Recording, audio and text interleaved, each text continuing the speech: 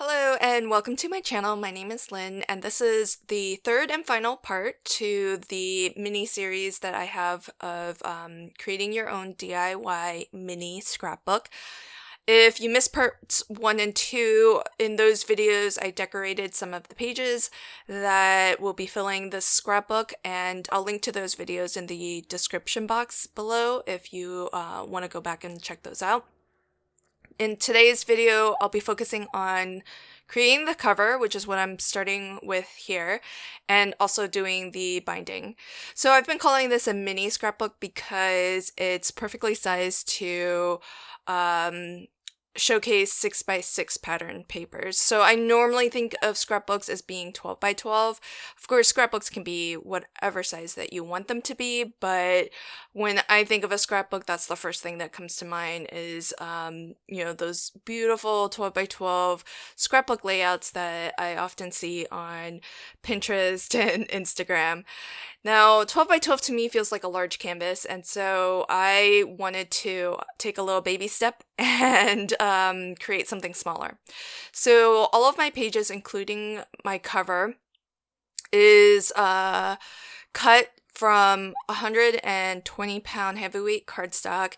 It's 6 3/4 wide by 6 1/4 tall, and this is just some lightweight layering solid color cardstock, and I've cut it to those exact dimensions, 6 3/4 wide by 6 1/4 tall. And I'm actually just adhering this onto essentially the back of the first 2-page spread that I created in part 1. And I did pick up this really awesome embossing folder from the White Rose Crafts online shop, and it reads, "A house is not a home without paw prints."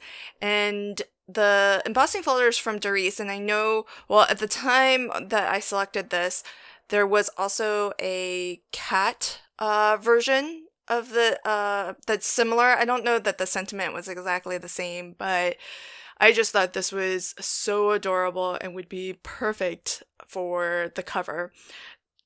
The embossing folder itself is actually designed for a USA 2 size card. So this piece here I've cut to 5.5 by 5.5 square. So there's going to be a bit of a border around this, because and on the left hand edge, and you'll see as I flip through the rest of the pages inside, there's a wider sort of margin on the left, and that's accounting for the binding, because I'll be doing a wire loop binding. And it just so happened that one of the die sets that I picked out, which is here from Crafter's Companion, there's a die that cuts out a paw print, and it's not exactly the same size. It's like a smidge smaller than the paw print that is embossed, but I thought actually it worked out well to leave that little bit of a border. And even the paw pad isn't exactly the same shape, but I still think it looks kind of cute to lay this on top just for that added accent, and to really kind of emphasize the paw print and bring that out a little bit more. And so I thought that was a nice little touch. I didn't know what else to do with the cover, because I really just love how well this embossed, and I thought I might need to add some extra embellishments to the front of this, but in the end I thought simple is better. Now, whenever I do any sort of binding, I always cut just from some copy paper, a piece of paper that is the exact same length as my project, and that way I can do a bit of a sample run. And so that's what I've done here. So we are going to be binding along one of the edges that is 6¼ inches high. So that's how wide this strip is. And all I did was I just cut this in, or I didn't cut it, I folded it in half, and I've lined up that fold with the blue tape that I have on my cinch, which marks the center line of the cinch. And I'm just double checking that that looks to be centered.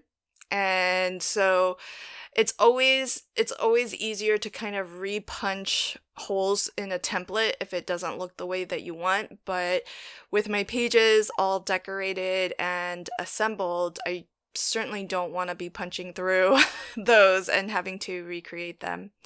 So here I've got one of my pages, and I'm actually going to I decided to leave a couple of blank pages so that I can continue to decorate this scrapbook, because in parts 1 and part 2, I decorated 4 pages in part 1 and 4 pages in part 2. So 8 pages in total, which doesn't feel like enough photos for this album. So I wanted to fill it out a little bit more. And so next month I'll just continue to make some progress against this. Now, what I'm doing to make my life easier as I punch the holes through to the rest of the pages is I've lined up my template with this page here, and you can't see it off camera, but I was still able to kind of see the end of my template to ensure that I was lining it up on the halfway mark.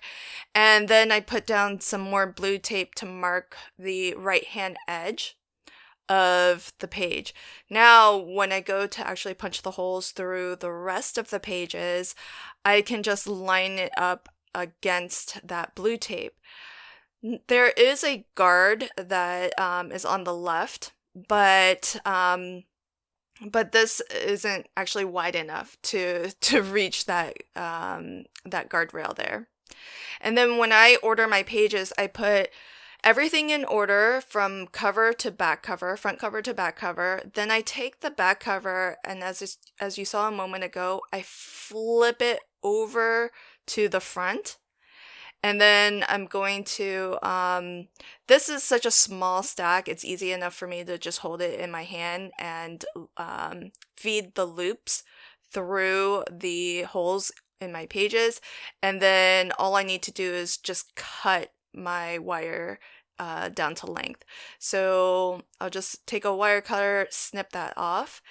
I'm using 1/2 inch wire here, and so this will close down to a 1/2 inch diameter. So you want to make sure that on your cinch, the dial at the top there is dialed into whatever diameter wire loop you're using.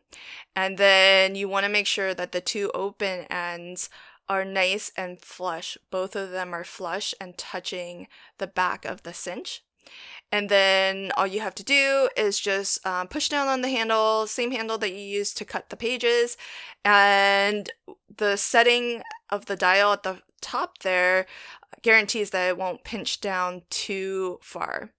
And so you get perfect closure there. And then by ordering the pages the way we did, that seam where the 2 ends come together, that's hidden on the inside back of our mini scrapbook.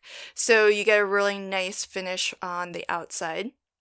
So here's a final flip through of the pages that I've decorated so far. Some of the pieces have a little bit of dimension, so but not a ton. But I think with the wire loop binding, there's a little bit of wiggle room there for some added dimension. And as you can see, I left myself some blank pages, so that'll be next month's goal, is to finish decorating and then fill my scrapbook with photos of my 2 puppies. I hope that you enjoyed this little mini series. I'm finding it really fun to create these little mini scrapbooks and do the wire loop binding for them. So I actually think these might make for some really great gifts also.